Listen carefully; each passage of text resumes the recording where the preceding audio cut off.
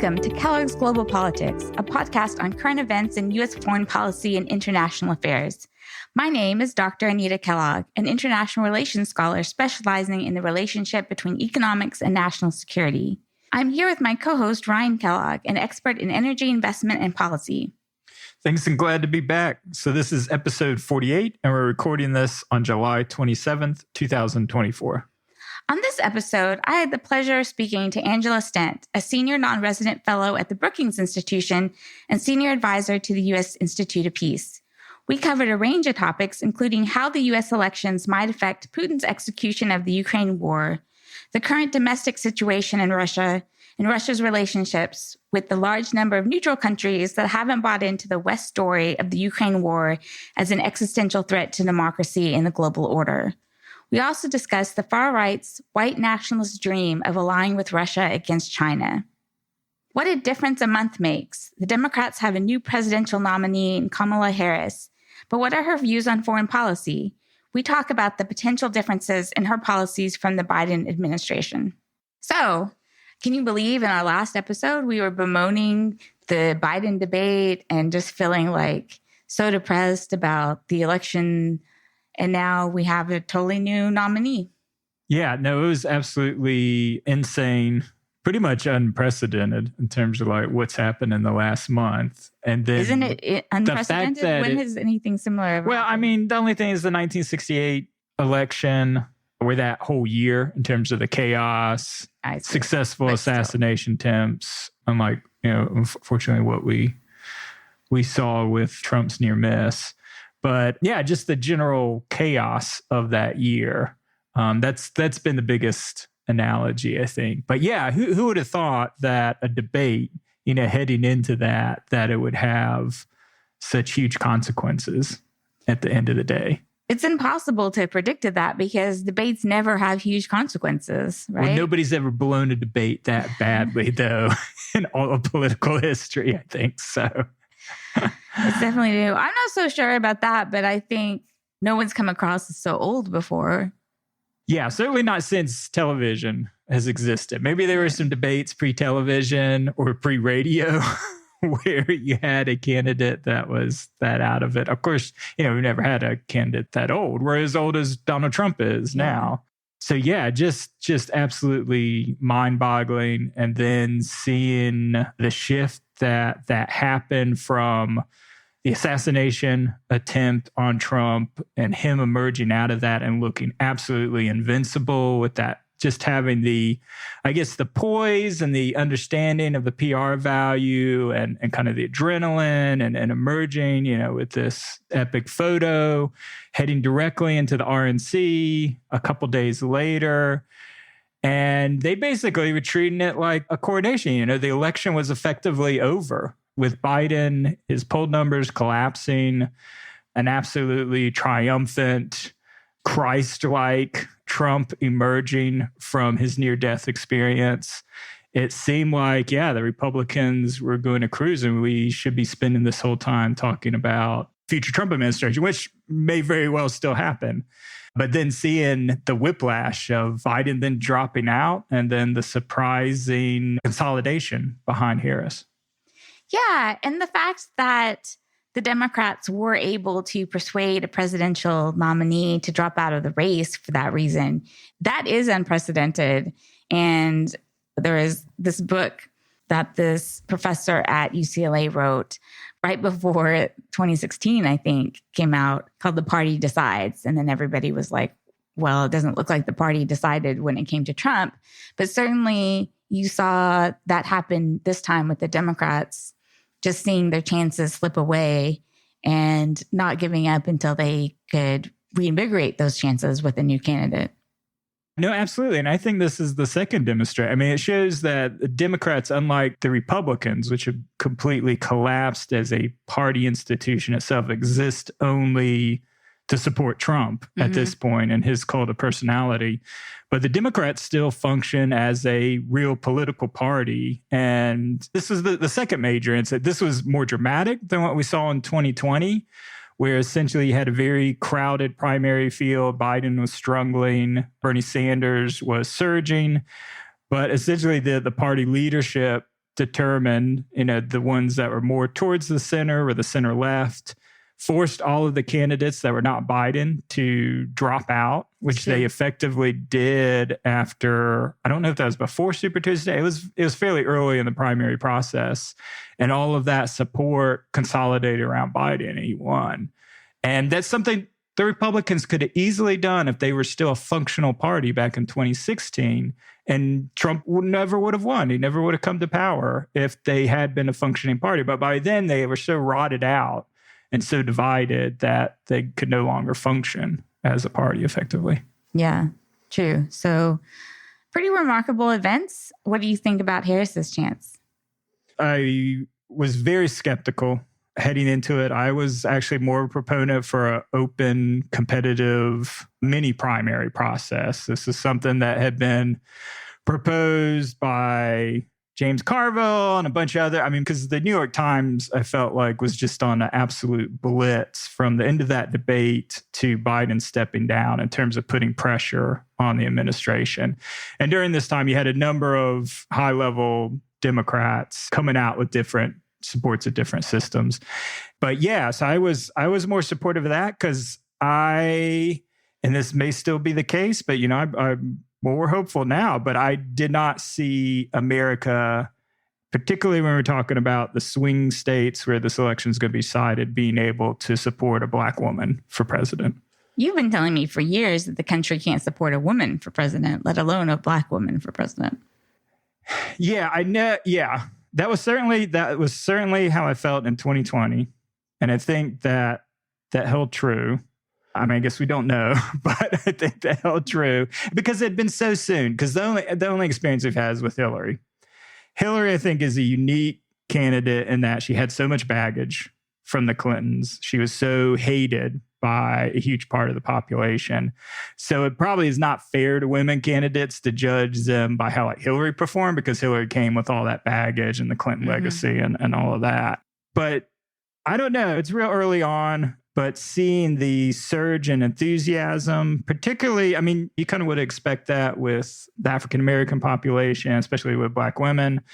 I didn't know what to expect with young people, but it's young people that have been really surging. Her presence online, on TikTok, has been really surprising. So it seems like the impossible has happened, where the enthusiasm gap between the Republican base and the Democrat base is now a lot more even, which you thought there's no way under Biden that would have ever happened. No. But at least, and maybe it's just relief, but I don't think it's just relief of Biden finally dropping out. I think it seems legitimate. So I'm now kind of 50-50 that maybe America can do this. I don't know. But again, it comes down to a handful of states. So it doesn't matter what we think sitting here in deep blue Maryland. It matters what Wisconsinites and Michiganders and Pennsylvanians think about it ultimately. Yeah, I think it's still an uphill battle for her, but the energy has been kind of amazing to see, and hopefully she can keep that up. I was listening to CNN, and they reminded, she actually had a lot of energy when she first came out in the primary that sort of petered out. But I don't see that happening, because this energy is not just about her. It's also about Democrats wanting to win. And I think just having someone more youthful, though, I think so many people were so reluctantly voting for Biden because the alternative was worse, but people weren't excited. And I think bringing some youthful energy to it, which they have fully embraced, as most of us have learned what a brat is for the first time, being, as I was told, somewhat a little bit messy, but wants to have fun. And what that has to do with the vice president, I don't know. But certainly, I think being turned into a term she's cool like us or something like that, just that energy that's really been carrying her, and that enthusiasm.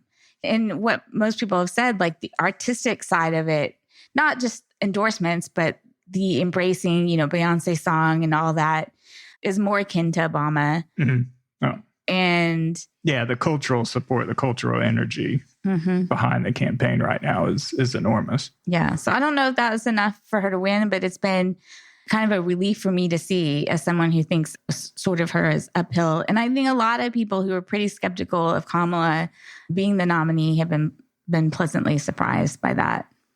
Yeah, definitely. I think the way that she's handled herself, one in the run up to the pressure campaign to being put on Biden, she had to thread a very thin line.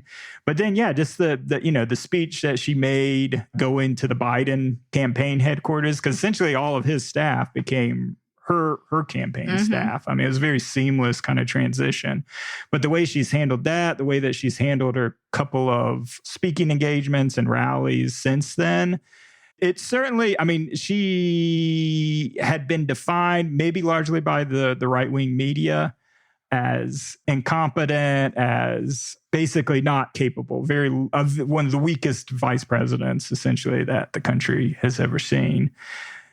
And because you don't see her day to day, it's a vice presidency role. You know, they've never, except for Dick Cheney, has never been like a big role. Well, it's funny because on Facebook, one of the Trumpers that I know was like, can somebody tell me what Kamala Harris has ever done in the vice presidency? And I wanted to reply, but I don't engage on Facebook this way anymore. What does any vice president do? You know, like you can't usually pin to, they're there to support the president, not to have personal achievements. Yeah, exactly. I mean, their constitutional role is very limited. They're there in case something happens to the president and to head up the Senate if there's a tie-breaking vote that's needed. And that's pretty much it. Yeah. And who's not to say that she hasn't learned a lot and become a lot more experienced over the last 4 years in terms of communication and being able to step into those roles. And then I think maybe part of it is just the contrast where we saw, I mean, as bad as Biden was, I mean, it's not like Trump was every 80% of what he said was a lie. But yeah, and then his disastrous convention speech, you know, he should come out of it just absolutely unstoppable, having survived an assassination attempt. But he gave a typical meandering Trump speech, just talking about whatever random thing that bothers him, from sharks to electric vehicles to wind energy to hyping up Hulk Hogan to the personal travels of the UFC, Dana Cook, who gave, I mean, again, it was a circus, that whole convention, but it was a triumphant circus up to that point where I think he had this chance to reintroduce himself, reset the stage, said he was going to be more unifying. And if he had actually been able to muster some statesmanship, I think he would have actually at least seen a boost. And honestly, it's shocking where polls stand now, given the fact that the dude was almost assassinated. That should create a lot of sympathy. 2, it's coming out of the Republican National Convention. There's always a boost from that. But no boost, and his entire lead appears to have been wiped out with the entry of Kamala. Yeah, it's pretty early days for the polls. What polls have come out have shown that lead having vanished, and you're right. That's being able to switch candidates has really been able to take away any momentum that they might have had from the convention. But as you said, there was little momentum spurred by the convention because Trump wasn't able to shift tones. I mean, it's not surprising that he wasn't able to shift tone because he's Trump. And when is Trump, you're like, show some statesmanship. And I'm like, when has Trump ever showed statesmanship? Every time everybody falls for it, the media, some group of pundits, they all, I mean, it was the same thing after his first State of the Union. Yeah. He gave a good, normal set speech. And it was like, okay, this is the start of the office is weighing down upon him. And he's going to become more statesmanlike and less severe. And it was the same sort of thing. It was like, oh, he was nearly killed. And that changes a man. And there are a lot of people reading things in. You know, he came in, he watched a lot of the convention speeches, and he didn't say anything. He just looked, and people interpreted this as like statesmanship and that's like, oh yeah, he's going to do this and that.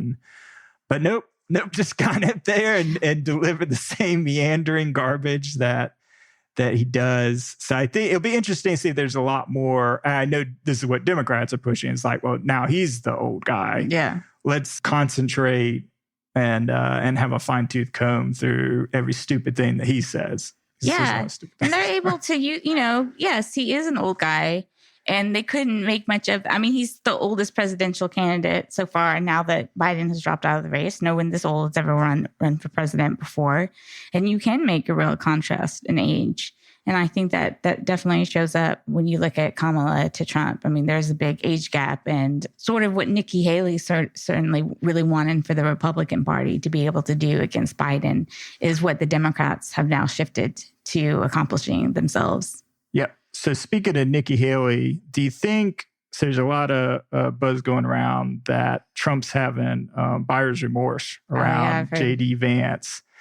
You think there's a chance that he'll swap him out or put so much pressure on J.D. Vance that he'll be forced out? And then I don't see them actually put in Nikki Haley because I think there's too much animosity. I mean, that would be the smartest thing by far politically, is to put Haley in as VP. But to go back, because apparently JD was pushed by Don Jr.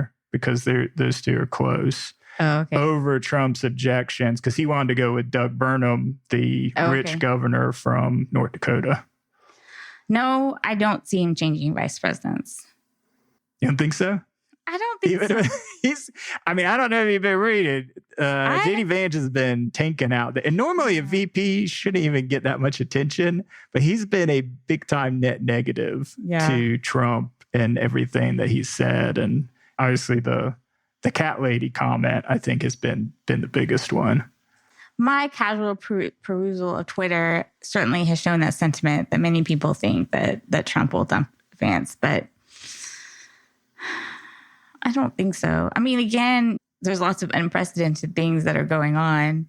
It'd be a surprise to me. I mean, remember, different. You think he'll dump Vance?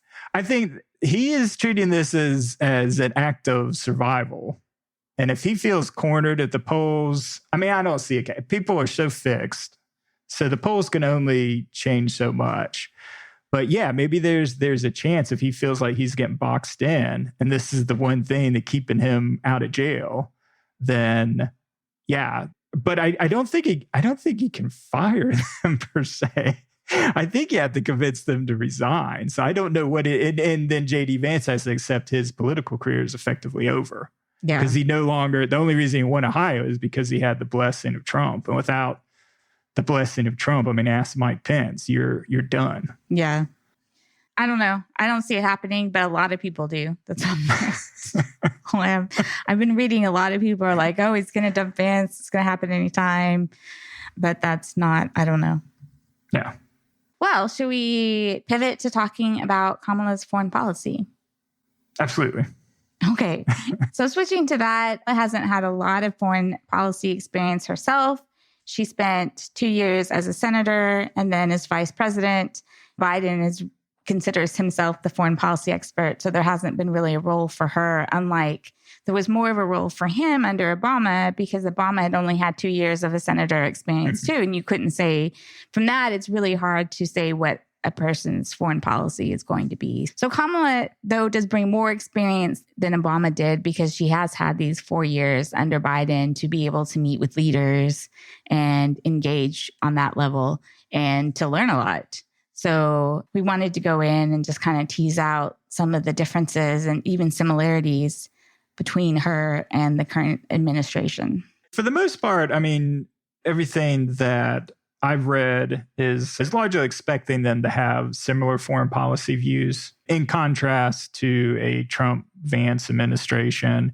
You know, it's going to be that post-war, rules-based world order, internationalist. I think almost no gap in terms of our Ukraine policy, in terms of the support for Ukraine. I think little gap on the China policy in terms of building up alliances and taking a aggressive approach around economic trade with China and on strengthening military and diplomatic ties, both regionally within Asia and with Taiwan. One thing, though, I thought that was really interesting, there was an article in the Washington Post that was kind of trying to capture the Russian view of the presidential debate. And it was interesting that they saw Kamala as worse than Biden, as being more uncertain about exactly how she would act. And the argument seemed to be that Biden was a known quantity. He came out of this post-Cold War defined in those earlier terms, but where Kamala might be more of a wild card, having been more influenced by the last 30 years rather than the initial. I don't know. That's certainly the view that they were expressing from the Kremlin. Yeah, and they also expressed it in the most racist, misogynist way Russia possible. did, yes. Yeah, Russia. So I almost dismissed out of hand that I think Russians in general, they're policymakers and think tanks. And when they put out like views on the U.S., like they put out a view on the potential civil war within the U.S. about our internal politics. True. They have almost no understanding of our society at a root level. They take it whatever works within Putin's Russia. They try to extrapolate that sort of thought process. I'm not saying that we're not guilty of those exact same things in terms of understanding the internal dynamics of other nations. So I think it's just that they view it that way. Also, they cannot in their minds imagine a Black woman having any sort of competence around the area. And that's more what their wild card is coming from rather than an interpretation of, oh, yeah, she's a different generation. She didn't grow up in the Cold War. She doesn't have sufficient respect for the nuclear arsenal of the Russians and their rightful place, within the world and this balance of power. I would think, more than anything, and we'll talk a little bit later about her potential advisors, that in general, she's going to have more skepticism probably around U.S. power and it's the limits of U.S. power. And on this issue, I don't think, there'll be like this more aggressive posture around letting Ukraine strike at will, within Russia, or expanding the role of NATO, having no-fly zones within Ukraine. I don't see those things transpiring under. I see it almost like as a direct continuation of what NATO policy currently is. I agree with that, but I just thought that was an interesting article. Yeah. Well, it's good that they're caught off guard and they don't like it. And that seems like a positive. Anything that upsets Putin, I think is generally a positive. Yeah, definitely. The main issue where there may be a gap and maybe a change is around the Israel-Hamas conflict. And again, Harris has been very aligned with the Biden administration in terms of the support for Israel, but where she has kind of differentiated herself is around very vocal sympathy for the plight of the Gazans and the unacceptability of the humanitarian crisis, just both in terms of her word choice and from what I'm reading in articles, also some of the discussions internally and trying to advocate for a tougher stance on the Netanyahu administration towards the ending of the war. Did you catch any of her speech at the end of her meeting with Anita? I did not. I thought it was good. Just to reiterate all the points you made, it was, here's this horrible thing that happened to Israel. We stand with Israel, but there's now this huge humanitarian crisis in Gaza, and we can't look away from these terrible images that we're seeing. And she listed some of the atrocities. And I liked it. I thought it was good. It was something certainly that I was looking for or hoping for, something just bring this really empathetic tone to the humanitarian crisis in Gaza. The fact that we can't ignore this in our support for Israel. We can't ignore what's going on in the Gaza Strip. And, it definitely doesn't really necessarily reflect a change in policy, but I think having a switch in tone is really important. And as we've talked about with Biden, it's this very hard place because you don't want to lose the Jewish vote. You don't want to seem like you're not standing firm with Israel. You don't want to seem like you're ignoring the very, very horrible thing that Hamas did to Israel. But at the same time, you can't ignore the humanitarian side of what's happening in Gaza. And to show true empathy for that was important for her to do. And she did it successfully. Yeah, and I think it is a legitimate thing. And going back to China and some of her experience on the Senate and some of the committees there. She did sponsor bills that specifically were, when the Hong Kong protests were going on around human rights and then the Uyghurs. Mm-hmm. So I think she has a history, and I think it is like legitimately felt kind of the sympathy for various crises like that. And I think it is. I think it's all that she can do at this stage is to change that tone. Because that was something Biden did not explicitly do in terms of the sufferings of people within Gaza. I don't see her doing something like announcing a policy change. Right. Basically saying to Netanyahu, if this isn't done by January 20th of next year, we're cutting you off from offensive military aid. Because then she maybe said that has privately? That's a good question. Maybe. Although he would leak that. I mean, he would go on Fox News and just basically say that. Yeah. I mean, not that that's going to hurt her, I guess. I mean, maybe some swing voters are watching that. But then I think it would probably be made up by more engaged Muslim voters in Michigan. Yeah. If they heard that, like Netanyahu saying, this is outrageous. Yeah. So I don't know. No, I don't think she said privately. Yeah, I don't think she's quite confident enough to do those sort of games yet where you're like threatening future leaders. It's probably not smart. I don't think it is. But I just wanted to throw it out there. Now, Trump, I know he's making back deals constantly, during that's true. During these things. But in the articles I read, they're just so constrained in terms of what, once they become president or in that office, that they're constrained. Maybe you do want to work towards that two-state solution. But we've talked about it before. It's constrained by Israeli domestic politics. Netanyahu coming here, giving a speech to Congress at the invitation of Republicans within Congress, that was all for domestic consumption back in Israel. It's to help him show that he's the only one that can wrangle the Americans, that knows how to play them and get what is needed for Israeli security. And it's just a way for him to preserve, because he's under the same sort of time clock, probably even more severe than Trump. As soon as the election, as soon as he's put up for electoral forces within Israel, he's going to lose. And once he loses, he's going on trial and will likely spend a good part of the rest of his life in jail. Yeah, that's a really interesting perspective that I hadn't considered, to what extent all of this was about Israeli domestic politics. Yeah, and I didn't dream it. I've listened to a couple. It makes sense given what we've talked about before with Netanyahu and some of his legal proceedings. But yeah, no, there's definitely been other takes, and the consensus has kind of been, this is about Israeli domestic politics. This is for visuals, for his enemies and for his supporters. Because, obviously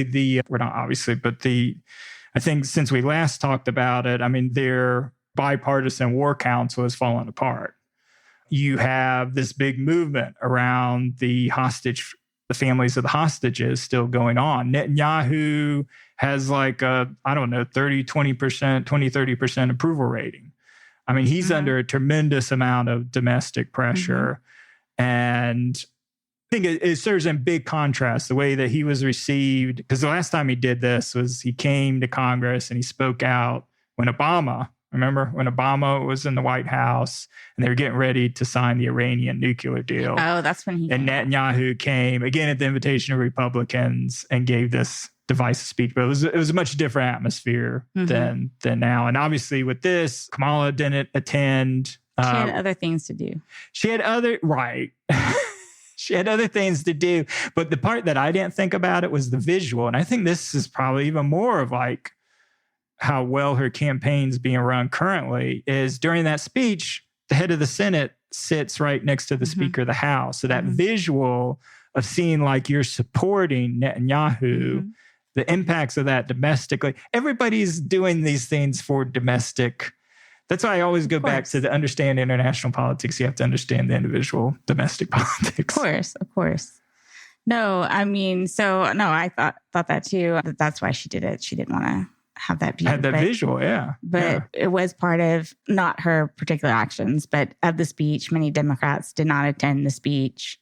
I don't know. I don't think that was the case when he came during Obama. Yeah, you maybe you had a little bit. I don't think so. I don't think you had nearly that many defections from it. And then, of course, there were pretty extreme protests in D.C. Yeah. And at least the visuals I saw emerging from that did not help the cause of the Palestinians at all. I mean, the burning of the American flag, the defacing of monuments, pro-Hamas material, just not helpful at all. No, it's kind of a frustration that it seems like protests get taken over by the pro-Hamas people rather than people who just want to bring more focus on the issues of the plight of Palestinians. Yeah, because I think the majority of protesters and you'd see people that are Jewish or support Israel otherwise that are out there supporting the people of Gaza. But the inability to police internally the movement and to kick out bad actors like these people that are pro-Hamas really hurts it. Because obviously what gets featured in the media is the burning of the American flag, the defacement of those monuments, and the pro-genocide of the Israeli people. Yeah, definitely. They were creative, though, in the maggots in the conference room of the hotel that he was staying at. That was a creative protest. Yeah, at the Watergate, where they were at, dumping maggots and crickets and all sorts, and basically creating a big inconvenience for the housekeeping staff and people running the Watergate hotel. Unfortunately, not the people that are sort of targeted. Like Netanyahu didn't have to clean it up, but it was creative. So I think there is the question of Saudi Arabia. There's this question of whether Harris will pursue, as much as Biden has seemed to pursue behind the scenes, sort of a normalization agreement between Israel and Saudi Arabia in exchange for a security agreement between the U.S. and Saudi Arabia. She has shown more skepticism about that. She also was one of those who supported legislation restricting arms sales to Saudi Arabia during Yemeni civil war. So I think there's reasons to think that there might be some hesitation. She might not embrace this as much, but I think regardless who's in office, that they're going to continue to pursue this deal.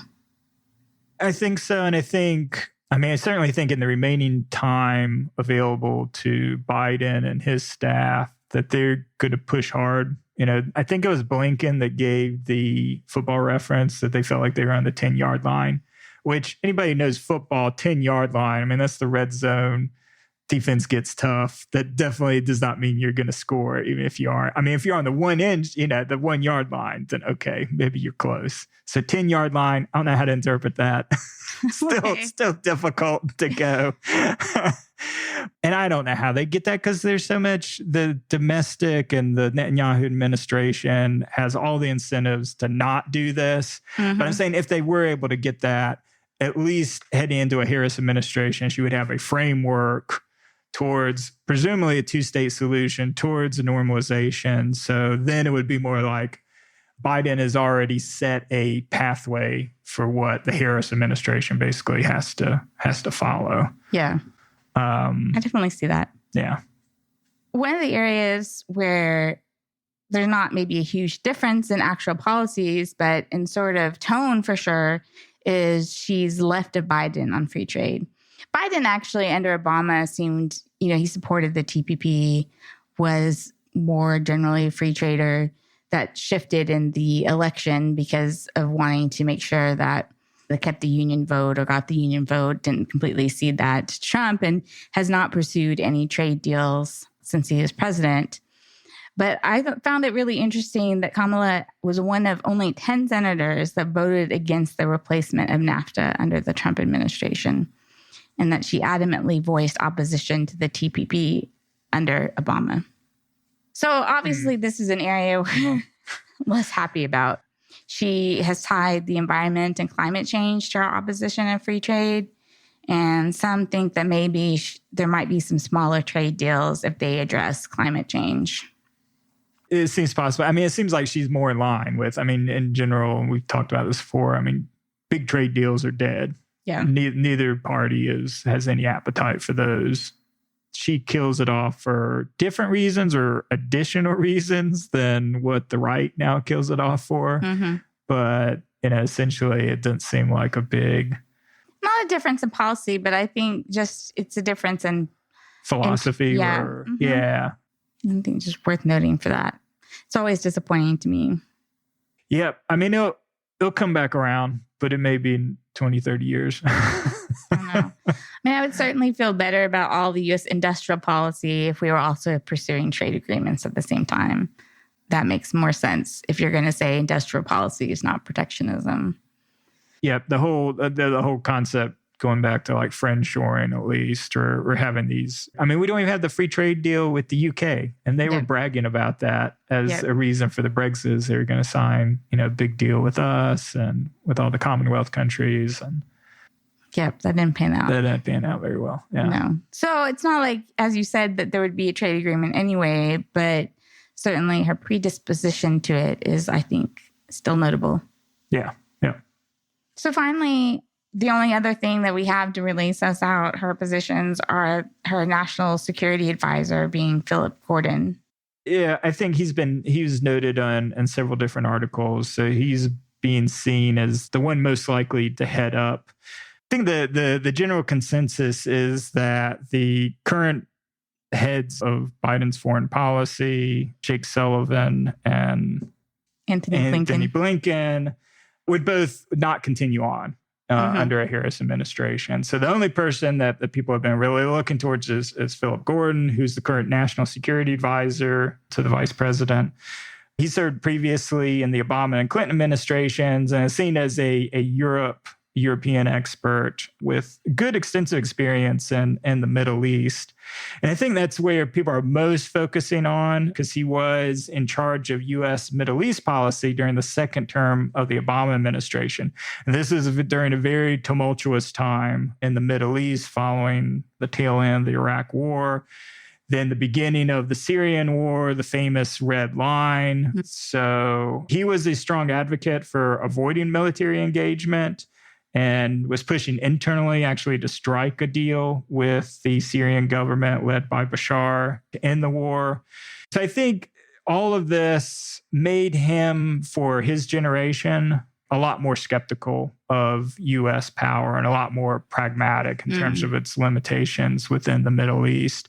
I don't think that's a big departure. I think everybody, certainly maybe outside of a certain kind of remaining subset of neocons on the Republican side with like Lindsey Graham and Marco Rubio or Mike Pompeo that would still advocate for military conflict with Iran, that the general consensus is that we want to avoid military confrontation. And obviously that's been a huge part of the Biden administration, its extreme, overly cautious approach around Ukrainian aid.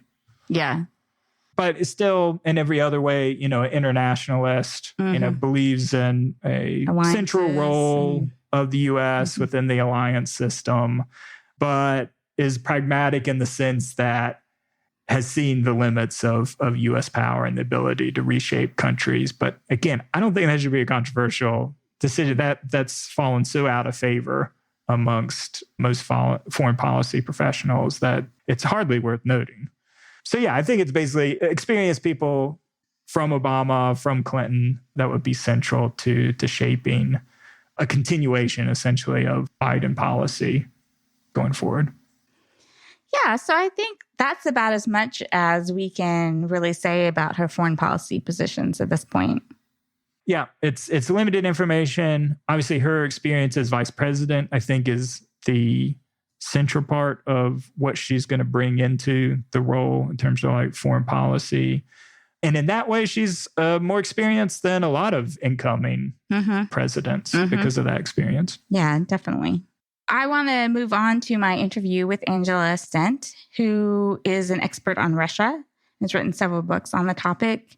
And I thought we just had a really interesting conversation. As I said in the introduction, we talked about Putin's execution of the Ukraine war, how U.S. elections might affect that, just another range of issues, talking about Russia's relationships with Iran and North Korea, but then also countries like India and many of the other neutral countries that have not taken a side in the Ukraine war. And as I mentioned again in the beginning, we also discussed what the far right is saying, their sort of white nationalist dream of allying with Russia against China that you hear out of people like Bannon, this big promoter of this. So it was really interesting conversation. Like I said, covered a breadth of topics on Russia. And I know that I learned a lot from it. And I hope everyone will find it both engaging and educational. I'm here with Angela Stent, a senior non-resident fellow at the Brookings Institution, senior advisor to the U.S. Institute of Peace, and author of Putin's World, Russia Against the West and With the Rest. Hi, Angela. Thank you so much for coming on the show. Well, I'm glad to be on your show, Anita. So to get started, how do the upcoming U.S. elections, as well as the recent elections in the U.K. and France, affect Putin's calculus regarding Russia's execution of the Ukraine war? So Putin is playing a waiting game. He doesn't mind waiting. He's in this for the long haul.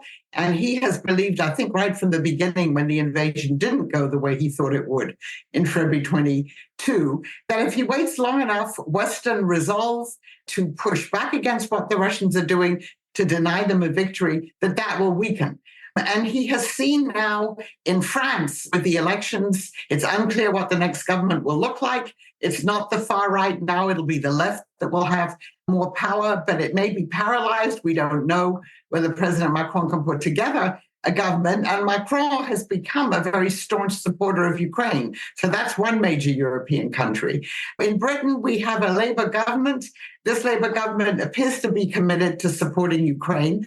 And so that won't change very much. But the big question for the Russians, of course, is what's going to happen in the US election. We don't know what would happen if Donald Trump were elected, what his policy would be exactly toward Russia and Ukraine. He has said that NATO was partly to blame for the outbreak of the war. He has said that he would end the war in 24 hours. He hasn't really told us how he's going to do it. But what the Russians would like is for Donald Trump to win the election and for there to be more chaos in the US.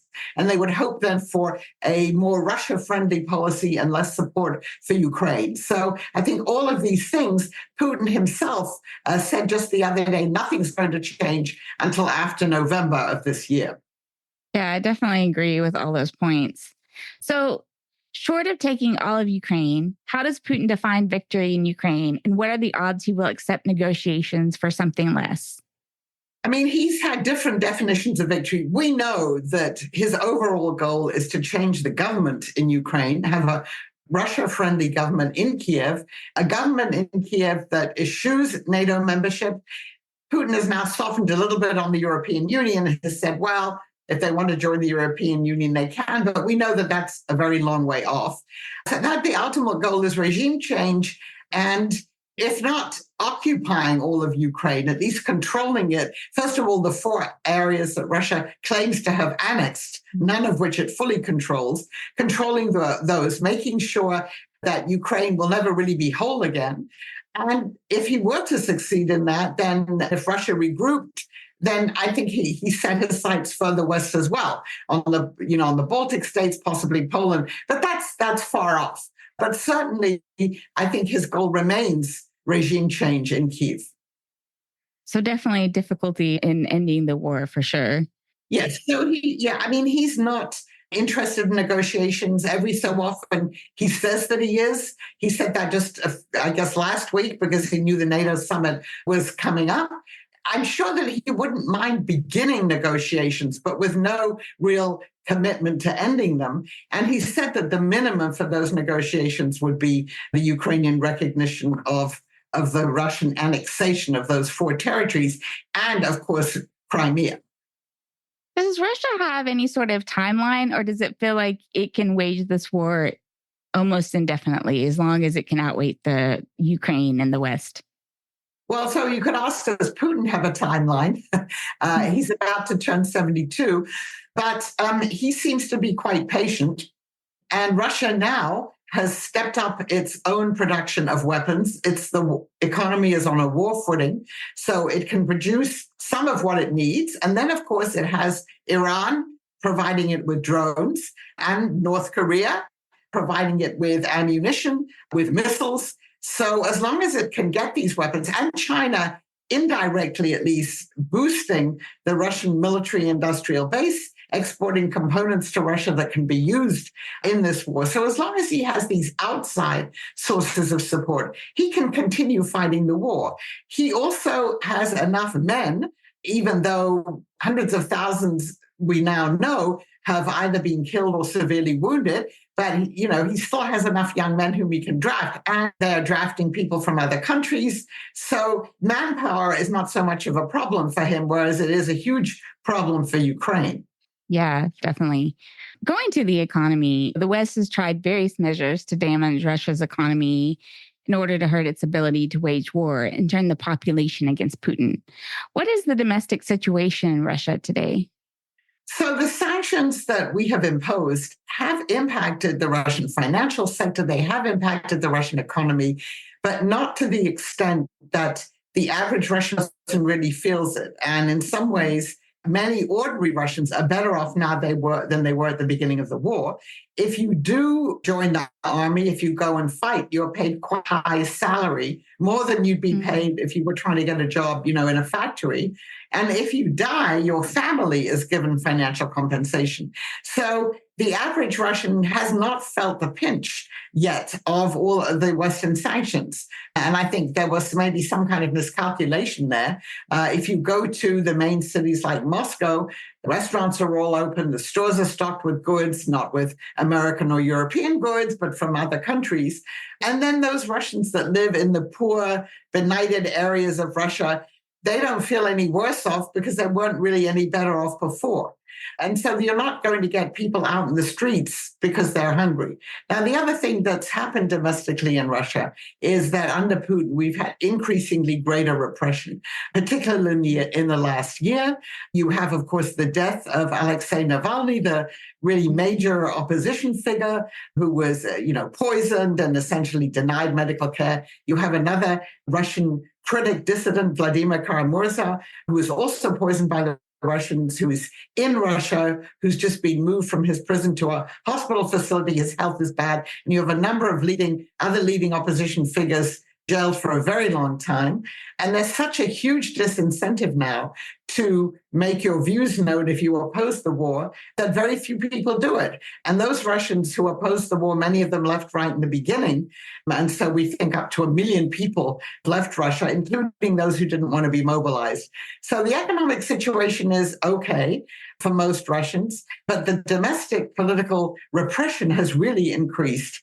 And for Putin, this is his way of waging the war and making sure that he can continue to do it. Yeah, very interesting. So Russia's special relationship with China has been crucial to its ability to wage war against Ukraine. What is the single most important thing that each gives to the other, and are these contributions symmetrical? So Russia would not have been able to continue or even start this war. Putin would not have been able to had he not understood that China would support Russia. Now, he was in Beijing in February of 2022. It's quite possible that he didn't tell Xi Jinping what Russia was going to do. That's what the Chinese say. Or they thought that there would be a limited military operation in the Donbas region. But ever since the beginning of the war, China has repeated the Russian narrative, blaming NATO and the West for the war. Even though it's come out with its own peace plan, it really hasn't done anything to promote it. And it increasingly looks as if it's supporting Russia. Our own government has said, the national intelligence officers and things like that have said, the director of national intelligence has said China is supplying Russia with sophisticated components that it can use in its weaponry and for its military industrial base. So for Putin, China is the lifeline. Without China, I don't think that this war would be continuing. Now, what does Russia bring to China? Of course, the energy side of it, oil and gas, although the Chinese are reluctant to sign yet another gas deal with the Russians, the power of Siberia, because they want to get a lower price and because they want to diversify. But still, from an economic point of view, the energy that they get from Russia is important for their economy. But also, Putin supports Xi Jinping in his quest for a post-West global order is what they both call it. I think they have different ideas about what that would look like. But in China's attempt to wrest control really of the global system from the United States and have one dominated by countries like China and Russia to make the world safe for authoritarianism. And so in that sense, Russia is very important for China. And the other part of that is the Chinese fear would be if Putin were defeated in this war, for he was somehow to exit the political scene, that a new Russian leader might recalibrate Russian foreign policy and might seek an accommodation with the West that would not be in China's interests. Now, we can look at that and say this is highly unlikely, but that is the Chinese fear. They want to make sure that they have Russia in their camp, in their quest for much greater global dominance. Right. So are these contributions symmetrical, or is Russia kind of the junior partner in this relationship? So, I mean, Russia is the junior partner in as much as it's very dependent on China, again, to continue conducting the war. But I wouldn't downplay the importance of Russia for China for these other reasons that I gave. Sure, definitely. So Putin has also been tightening Russia's alliances with rogue nations like North Korea and Iran. You mentioned how they're supporting the war themselves. And recently he signed a mutual defense pledge with North Korea's Kim Jong-un. Does this represent a fundamental change to the existing order, having these countries having such a powerful ally in Russia? So as I said before, I mean, Putin definitely says that we need a multipolar world order, a post-West order. The era of quote-unquote American hegemony is over. And so in that sense, he is now forming alliances or an axis of resistance, I like to call it, with countries like Iran, like North Korea, China obviously also as well, that challenge the US-dominated system. And so you can already see the beginnings of a change in the world order. And one of the things that's happened since Russia launched its invasion of Ukraine is that increasingly the countries in what we call the global South have refused to sanction Russia, have refused to condemn Russia, and tend to side with Russia on a lot of these issues. You just had the Indian Prime Minister Modi visit Russia. In fact, the very day that the Russians bombed the children's hospital in Kiev and wreaked such civilian damage on different parts of Ukraine, he visited Russia because for India, for instance, Russia is an important partner to balance against China. The Indians and the Chinese obviously have their tensions, and the Indians are very concerned about Chinese ambitions. So for its own reasons, India, which is also improving its ties with the United States, wanted to cement, again, these ties with Russia. It's importing an enormous amount of Russian oil at the moment. And so a country like India, the BRICS countries, even the democratic BRICS, South Africa, India, they also agree that you have to have a new world system, one which the US doesn't dominate so much. And so it's the Ukraine war. And then plus, I would say, what's happened since October the 7th in the Middle East, the Israel-Hamas war, where these countries have also strengthened, if you like, their support for Russia because of what Russia said. Not that Russia's doing very much in that conflict, but all of these things have helped strengthen Putin's claim that you have to have a post-West order, world order, where countries in the global South have more of a say in how the system is run. Yeah, so that's exactly what I definitely want to ask you about in sort of these neutral countries such as India and South Africa and other countries. Like, how important are these relationships to Russia? And do they signify that the emerging world order may be multipolar rather than the Cold War bipolarity that is often described? Yeah, so those relationships are very important to Russia. Last year, with a colleague of mine, we did a study for NATO's European Command. We did a number of dialogues with countries in the global South. And what we heard from them, whether it was India, South Africa, Brazil, another democratic BRIC, we talked to the Brazilians, the Mexicans, Indonesians, and even the Turks, although I put them in a different category, was that why should they care about Europe's problems when Europe and the US don't give enough attention to their own problems. And many of these countries also harbor hostile feelings towards the United States, and they take a kind of relativistic view of what's happening. You talk with them about what Russia's doing in Ukraine, and they say, well, what about the Vietnam War? What about the Iraq War? You name your conflict. The US isn't any different from Russia. So you start off with this kind of overlay of resentment towards the United States in a lot of these countries. Now, do we have a multipolar world order? I wouldn't say we're quite there yet. Clearly, you do have rising powers. You have China as the main one, but also India, whose economy is strengthening, which has the largest population. That is certainly a rising power. And you have these countries, and they want to have more of a say in the rules that govern the world. And by the way, I think the Russians, when they talk about a post-World West order, they're not talking about a system with rules. They're talking about a much more anarchic, disruptive system. But let's say for the rest of the countries, including China, it's one where they want to have more of a say. So I do believe that as things are unfolding now, and once hopefully the war in Ukraine is over and Ukraine is still standing as an independent sovereign country, and also all the conflicts in the Middle East, when they wind down, you will have, I think these have strengthened, let's say, the say of some of these larger countries in the global south. But still, the US, we still have the largest economy so far. China, of course, is up there too. We certainly have the strongest military, and we have, up till now, a very strong alliance system. We have the NATO alliance, which is probably the most successful alliance in history. We have strong alliances with our Asian partners, with the Japanese, the South Koreans, the Australians, and New Zealanders. So I'm not going to count the US out, certainly not. But I think it will look different in a few years. And I think if Donald Trump becomes president, that kind of process will accelerate. Do you have a sense of what sort of how these countries want the rules of the world orders to change? Well, I mean, I think they certainly want more say in the global economy. This is, you have the G7, you have other kind of Western-based alliances, and somehow the G20 didn't ever quite work out maybe the way that people had hoped. So they would like to certainly have more of a say in the rules of the global economy. And they would like to have more of a say regionally. I think that's the other thing that emerged from this project I did last year. If you talk to the countries in Latin America, they would like to have more of a say about what happens in their region.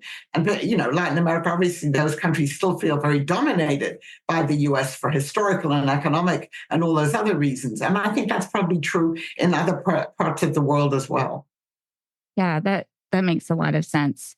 You mentioned the Modi's visit and the relationship between Russia and India, but at the same time, an important counterweight to China, the U.S. is pursuing closer ties with India. So do you think that Russia is able to count on its friendship with India in the long term? I think for the time being, it will. I should note that India used to be, and probably still is, the largest single purchaser of Russian arms, but those are declining. The Indians, one of the things that the US has rightly done is to be willing now to have greater defense contacts with India and to share, to be in the weapons business with the Indians. I think that's important.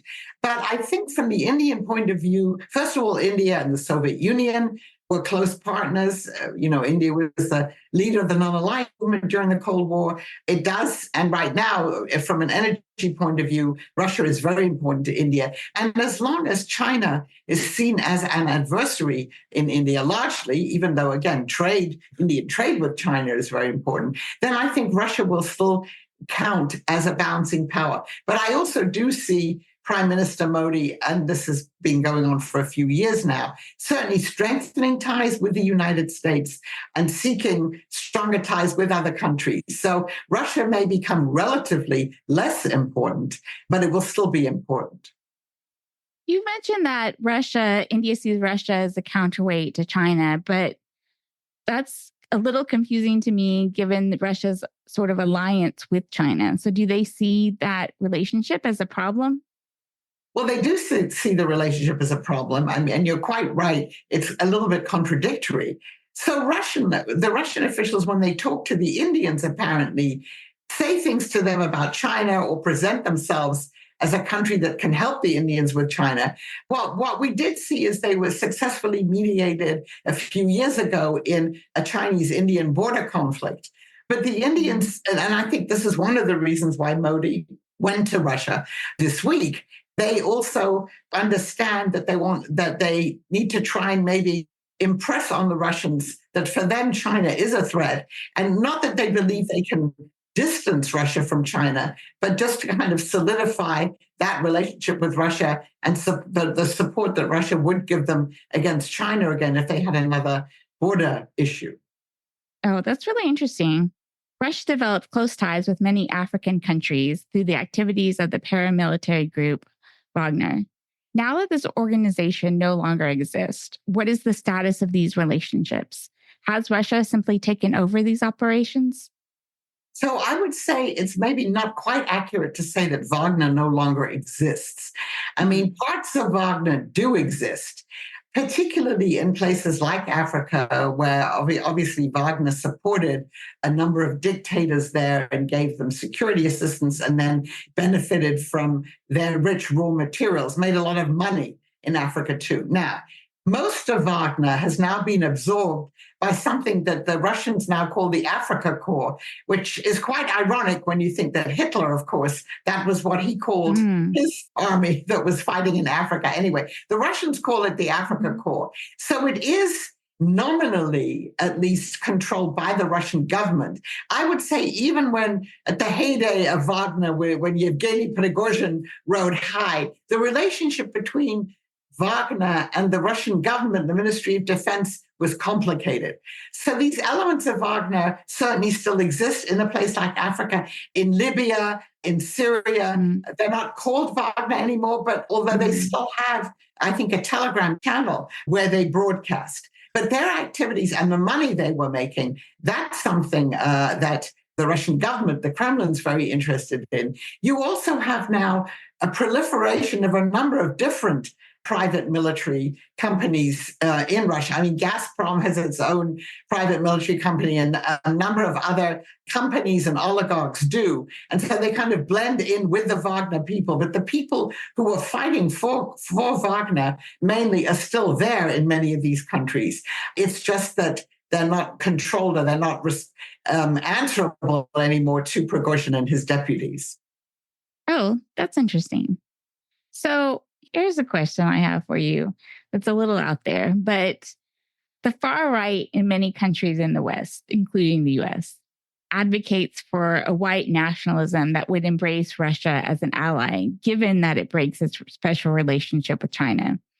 In this scenario where the far right has sufficient political power to pursue this agenda, how realistic is it that Russia would agree to this alliance?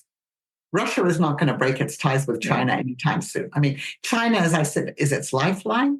It's been getting closer and closer to China. Yes, it's the junior partner. It's an asymmetrical relationship, but it wouldn't break that relationship unless it got something in return that it really wanted. And far-right nationalist groups aren't going to give it that. What you do have is that, and a number of far-right groups in this country, in Europe, and I'm going to quote Steve Bannon here, close confidant of Donald Trump, who said a number of years ago, Putin is the last savior of the white race. Now, of course, that's quite ironic. Russia has more than 20 million Muslims living in the Russian Federation, but Putin, the Kremlin, have to be very careful balancing their relations with the different Muslim populations in the North Caucasus, in Tatarstan, in other parts of Russia. But what the Russians are doing, of course, is they certainly appeal to the far right and the far left in democratic countries. They have conferences every year where they unite some of these people. They've even had, Texas separatists go to these conferences. So they certainly have links with these groups. But they're not going to break a relationship with China just to please one of these far-right groups. And so far, it doesn't look as if any far-right white nationalist group is going to come to power in any Western country soon.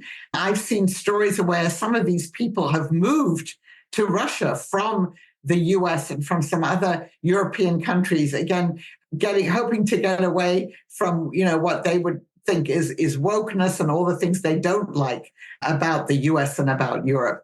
And I'm not sure how well they're getting on there, but I think that's a pipe dream for these far-right groups if they think that Russia would break with China. As I say, it would have to get something enormous in return, both economically and in terms of, Xi Jinping never criticizes Putin for what he does domestically. Putin never criticizes Xi Jinping for what happens in China domestically. Neither of them criticize, Iran, North Korea, whatever country you want to name for what they're doing domestically. And I think it would be very hard for him to find a substitute for that somewhere else. Yeah, going to a more realistic scenario that perhaps Donald Trump becomes president of the United States. Do you think that he desires a closer relationship with Russia, maybe influenced by some of this white nationalism? And do you think that he would be able to accomplish that? Yeah. So first of all, again, the thing that a lot of Trump, and we know that a lot of people who support Trump support Russia in this war against Ukraine, blame previous Democratic administrations for what's happened there, particularly the Biden administration. When Trump first came into office in 2017, he certainly did want a closer relationship with Russia. And I think he'd still like to have a closer relationship with Russia. He admires strongman leaders. We know that. And we know from when he was in power, the infamous press conference that he had in Helsinki with President Putin, when he was asked whether he believed his own intelligence officers about Russian interference in the 2016 election, and standing next to Putin, he said, no, he believed Putin. That was, obviously a shock to many of his colleagues too. So he would like a closer relationship with Russia. I think he would have liked to have some major arms control agreement with Russia, for instance. And that was one of his goals in his first term. But that right now, the Russians aren't interested in a major arms control agreement. And indeed, the Trump administration pulled out of a number of arms control agreements with Russia. I'm sure that he would like a closer economic relationship with Russia. We know that for years he was trying to build a Trump Tower in Moscow and to have construction projects there. Well, as long as you have all these sanctions, that's not going to happen. And by the way, a lot of the sanctions that now exist were first introduced in the Trump administration. Obviously, it's gotten much tighter and the sanctions have grown since the invasion of Ukraine. So the question is, how would he get a closer relationship with Russia? If the Trump administration stopped support for Ukraine, that clearly would be a major element in it. Could the Trump administration persuade the Ukrainians to sit down and concede what the Russians want, at least the minimum of what the Russians want, which is recognition of the annexation of the 4 territories in Ukraine, plus trying to get back Crimea?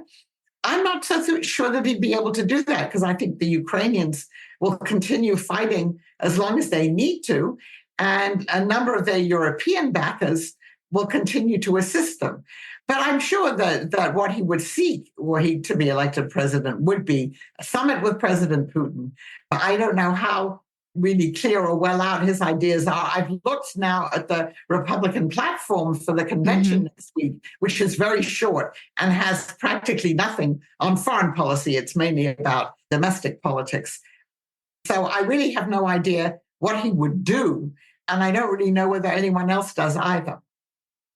So on that, and like I said you weren't sure, but there's a lot of concern that he would pull back U.S. support for Ukraine. And of course, there was a lot of difficulty in passing this latest Ukraine aid package. Do you think that's really threatened by a future Trump administration? Or do you think there's enough support in the Republican Party that he will go along with and still maintain the kind of trajectory the U.S. has been on in supporting Ukraine? Well, I think part of that depends on the makeup of the next Congress.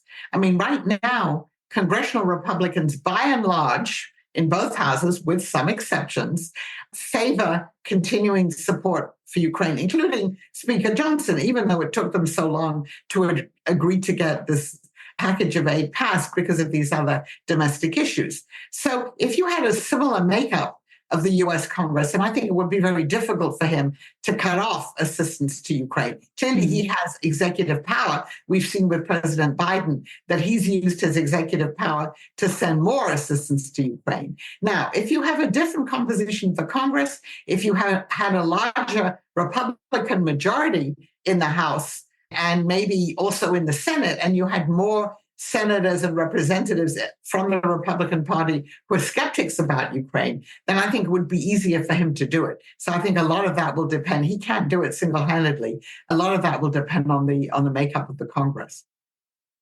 So what do you think is the most important thing the West needs to understand about Russia? I think it needs to understand that for whatever reason, because, we did deal with Putin before 2022, even after 2014. But for whatever reason, Putin has now reached a point where he's very intransigent. He does not believe that Ukraine is a separate nation or state. And he is not going to be willing to recognize Ukraine as an independent country, irrespective of its borders. He sees the West as the main enemy. He believes that Russia is at war with the West. And he believes that Russia can prevail, and therefore he doesn't have to make concessions. And he's doing this at a time when domestic dissent is really crushed, when the repression that's happening in Russia is on a par with what happened under Stalin, not even with what happened certainly in the Gorbachev era, or probably in the late 70s, early 80s in the Brezhnev and then his successors. So he really has very tight control. As far as we know, there are no serious threats to his hold on power.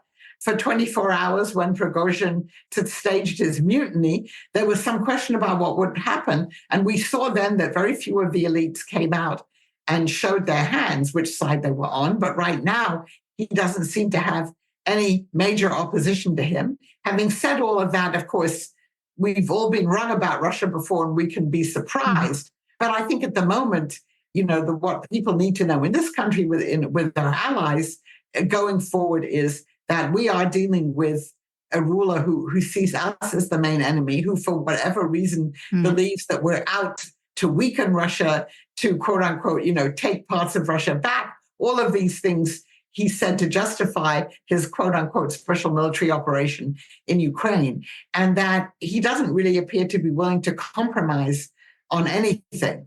So I think it's going to be very, very difficult for the next few years. And we shouldn't assume that if he weren't in power anymore, that his successor would be that different. Maybe somewhere down the road, things will change. But he's now been appointing the next generation of people whom he assumes will take power. These are the sons and daughters of people who are already in the elite. He's appointed his first cousin once removed, a woman as a deputy defense minister, and then the sons of a number of his key aides in top positions in the Kremlin. So he's trying to prepare a succession where, first of all, his own family's safety, security would be guaranteed, but where you will have people who share the worldview, as far as we know, of their parents' generation, and are supposed to continue and perpetuate that. So I would say it's a pretty grim outlook, at least as far as we can see in the future. See, just one last question, I think, about what you're talking about. And I keep thinking, is there any hope for an end to the Ukraine war anytime soon? Or do you think it will be a very long-term stalemate, or even Ukraine losing its ability to resist Russia? So I don't see any end to the war in sight at the moment. It's certainly going to go on through 2025. The Ukrainians so far, even though they've lost all these people and the poor civilians are subject to these constant bombardments. And again, we saw the tragedy with the children's hospital. And, you've had children who've been learning in school in underground shelters for the past 2.5 years. So the civilian toll is terrible. But the will of the Ukrainians to fight on is still there, even though we can also see instances of Ukrainians who do not want to be mobilized. That will is still there. If that will weakened, and Zelensky his support is less than it was when the war broke out, but he still has a majority of the country supporting him. So as long as that happens, the Ukrainians will continue to fight, because for them, it's an existential question. It's the existence of Ukraine as a viable state, whatever its borders are, and we really won't know what that will look like. And the Russians can continue fighting because, as I said at the beginning, they have the men and they do have the weapons. And it's very hard to see what would induce Putin to stop fighting. He doesn't care about the casualties. So the war could go on for some time. If you have a Trump administration and if there's no more support for Ukraine, and if you were to have governments come to power in Europe that would lessen their support for Ukraine, then it would be much more difficult for the Ukrainians continue to fight, and they might have to sit at the negotiating table at some point. But at the moment, it looks as if it will certainly continue at least through 2025. Well, thank you so much for coming on the show and sharing your insight with us. I definitely learned a lot, and I think listeners will too. Thank you. Well, I think that brings us to the end of this episode of Kellogg's Global Politics. You can visit our website at www.kelloggsglobalpolitics.com and follow us on X, formerly known as Twitter, at Global Kellogg, or me, AR Kellogg. You can also reach us by email, so Anita at kelloggsglobalpolitics.com and myself, Ryan, at kelloggsglobalpolitics.com. As always, please see the show notes for the articles we discussed in this episode. And if you like the show, please take time, tell your friends, share it on your social sites. It's a simple, quick, and free way to support the show. Thanks, everyone. Thanks. Bye. Bye.